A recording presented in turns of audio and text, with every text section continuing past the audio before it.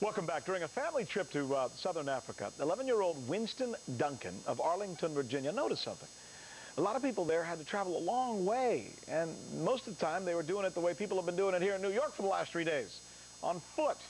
Winston decided to do something about that. In today's extra effort, Winston and his mom, Dixie, join us from the CNN Center in Atlanta to tell us about what they did with this. Winston, look at you. You could be an anchor man. How you doing? Good. Yeah? Hey, tell me, so you're in Africa, you're traveling around, and you see something in particular that made you want to do something. What was it that you saw? I saw a lot of people, they were walking, and it looked like they were sick, and they had to walk to get places. And I thought, well, if they could have bikes, they could get there, they could get to medical help, and they wouldn't.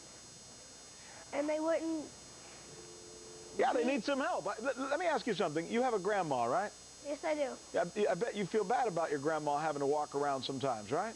Yeah, it'd be hard for her because she's on oxygen and everything, and she'd have to walk around, and I don't think she'd be able to do it. So when you saw some of these older people down in Africa having to walk long distances, you thought of your grandma. Yeah, I did. Because I saw actually it was a boy and his grandma. They were walking, and his grandma looked like she was sick. So I thought, well, that kind of reminds me of me, except we would be in a car. So I thought, well, we can't get cars, so why don't we get bikes? So you decided that you would find a way to get bicycles to the people in Africa? Yeah, I told my mom, okay, Mom, I want to bring bikes to Africa. And she said, what? I don't think you can do that. And then I said, well, I'll use $200 of my birthday and college fund money. So I used that, and then she said, okay, I'll start helping you. And together we looked around and we found another company that shipped bikes. So we just called them and they told us about it. And then we started one of our collections, and our bikes are going to Namibia. Wow, that is such a great story. Let's talk to you mind if I talk to your mom?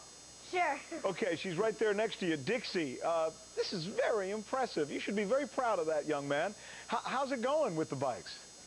It was a great success. We had originally thought we'd get 75 bikes, and we've collected about 175 right now, and hopefully people are still calling, and I've had everyone, people call and offer to donate money, and he's just done a wonderful, wonderful job.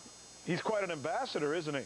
Yes, he is. How do you get him over there, though? I mean, I could see going around and collecting bikes, because you can always find old bikes that people don't want, that people could use somewhere else. But, you know, the paperwork and the process of getting it to another continent must be tough. Well, that's exactly what I said. And when he came to me with that idea, I said, I'm working. I don't have time for that. But when he gave me $200, which he never gives anybody any of his money, I said, I think he's very serious. So we just started looking around, doing some research, and found a company who actually does that. And they said, sure, if you can collect them, we can get them there. And then I talked to a number of people, and he sent out emails to probably 50 of friends that we have in the area and some overseas, and said it was a great idea, and everyone was supporting it. So that's a great... By the way, if I wanted to give you one of my old bikes, how do I get it to you? Well, we have a blog site set up called Wheelstoafrica.blogspot.com. Wheelstoafrica.blogspot.com. Is that what I heard you say? Yes, and we're going to try to do it nationwide, but we have some logistics to work out. But if you'll go on there and let us know that you would like to get a bike, we'll do everything we can to get it to where it needs to be to get shipped to Africa. Wow. Hey, Mr. Winston, what's your next project? Well, we're going to have another collection on April 22nd. This one we're going to try to make really big. We're going to publicize it more than the one that we just had. And those bikes, I'm pretty sure, are going to go to Namibia, too. Well, thank you very much, young man. You are just dynamite. We're so impressed with you over here, and we thank you for taking time to want to help people that, in many cases, weren't able to help themselves. Winston Duncan and Dixie Duncan, that would be his mom. She's the one who did less talking, we should say. We thank you both. God bless you. All right, I'm logging in right now. Wheelstoafrica.blogspot.com. There it is. Find it. You guys, oh, there it is right there. Wheels to Africa. Great. Good job. CNN with an exclamation point. Looks like they're doing a little story on us. Isn't that neat that he's a tourist? He goes somewhere, he sees a needs, and he decides he's going to fill the void. I love that kid. He's 11 years old. He's going to be president one day. That's my prediction.